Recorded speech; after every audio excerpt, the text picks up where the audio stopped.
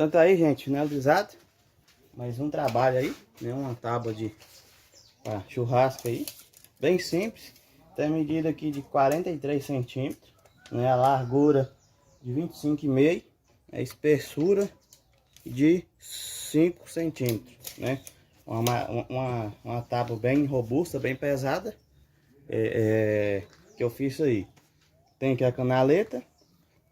Vocês viram o jeito que eu fiz a canaleta agora, foi de um jeito diferente. Eu não usei os gabaritos da tupia, né? Então ficou mais bem feito, né? Dessa maneira aqui que eu fiz.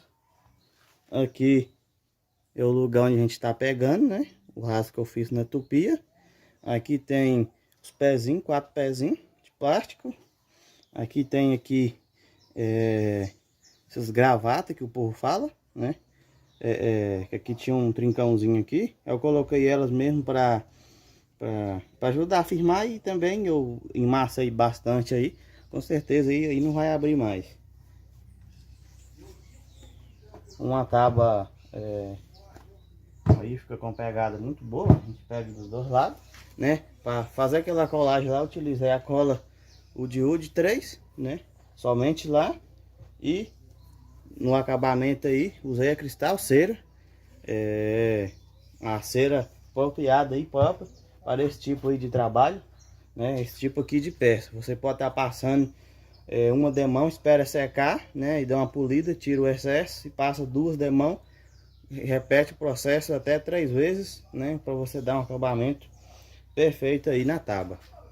Então é isso aí o vídeo de hoje. Espero que vocês tenham gostado. Se vocês gostou, deixem o like, deixem o comentário, né? Para quem acompanha o canal e sabe que eu faço bastante tábua, assim, bastante vídeo, né? Então aqui eu sempre, tudo que eu vou fazer eu aproveito para estar fazendo vídeo. Então por isso que tem muitas tábuas aí, né, no meu canal, né? Modelo diferente, jeito diferente de fazer, forma diferente de estar utilizando aí a máquina, por exemplo, para fazer algum outro tipo de detalhe.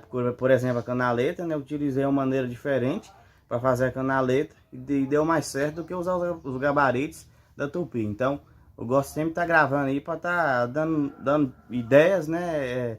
Novas ideias, dicas diferentes para todos.